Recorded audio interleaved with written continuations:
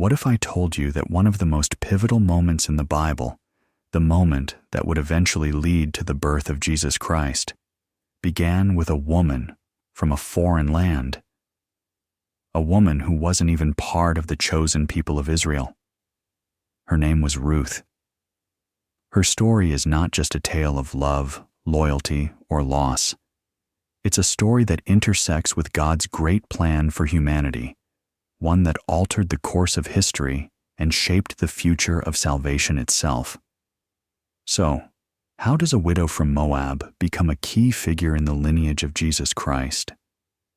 How does Ruth, a woman with no apparent connection to the promises made to the people of Israel, become a critical piece in the divine puzzle? The answer lies in the incredible journey of faith, redemption, and divine purpose that Ruth undertook, transforming not only her own life, but also the course of human history. The story of Ruth begins in the midst of great hardship. We find ourselves in the time of the Judges, a period of Israel's history marked by chaos, disobedience, and a lack of strong leadership. It was a time when Israel had no king, and when everyone did what was right in their own eyes. Into this turbulent world, we meet Naomi, a woman who, along with her husband Elimelech, had moved from Israel to the land of Moab to escape a famine. But tragedy struck when Elimelech and both of Naomi's sons died, leaving Naomi with two widowed daughters-in-law, Orpah and Ruth. This story begins with loss, grief, and uncertainty. But as we will see, it doesn't end there. Ruth, in her grief, makes a choice that would change everything. She decides to stay with Naomi, even though Naomi urges her to return to her own people.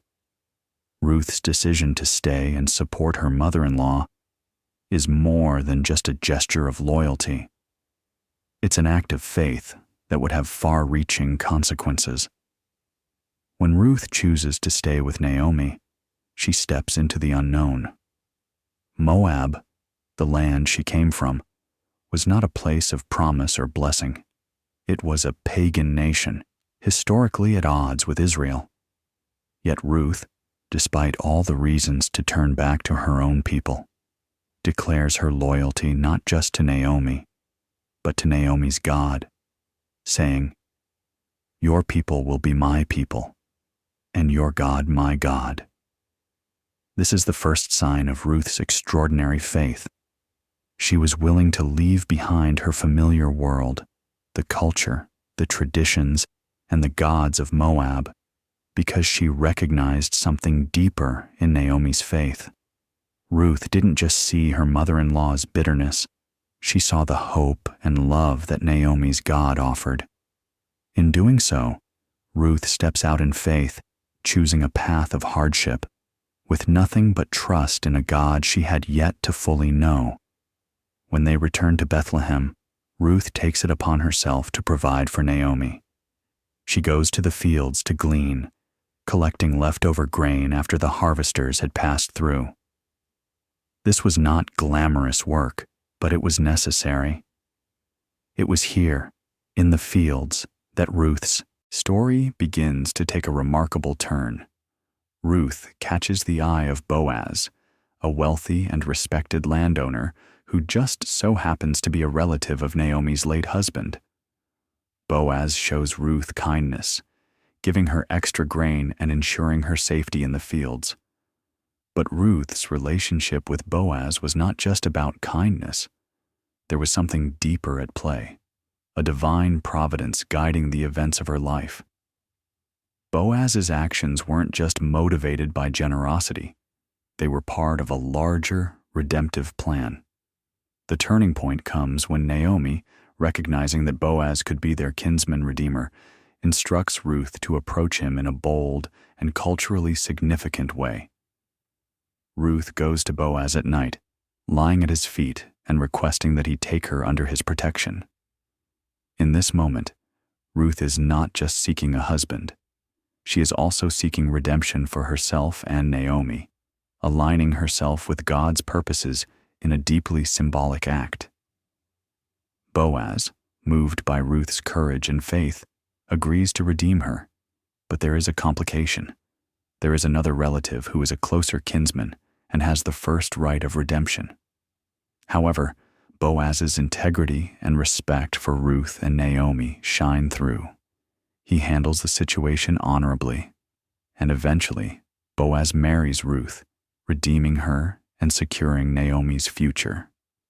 The story concludes with Ruth and Boaz having a son, Obed, who would later become the grandfather of King David. This is where the story of Ruth reaches its most profound significance. Obed's lineage would eventually lead to the birth of Jesus Christ, the Savior of the world. Ruth, a foreign widow from Moab, became the great-grandmother of Israel's greatest king, and through her, the Messiah would come into the world. Ruth's story is more than just a love story between a man and a woman. It is the story of God's providence, His plan for redemption, and His ability to bring beauty out of tragedy. Through Ruth's faith and obedience, we see that God works through ordinary people, those who are willing to trust Him, even when they don't fully understand the bigger picture. Ruth's decision to embrace Naomi's God, even in the face of hardship and uncertainty, became the foundation for something far greater than she could have ever imagined. Her place in the story of salvation reminds us that God's plan is often much bigger than our individual stories. Ruth was not an Israelite by birth, but she was grafted into the lineage of God's chosen people because of her faith and obedience. Her story speaks to the power of God to bring outsiders into His family, to redeem the lost, and to use those who might seem unlikely to play a pivotal role in His plan. So, what does Ruth's story teach us? It shows us that God's redemption isn't limited by our circumstances, our nationality, or our past.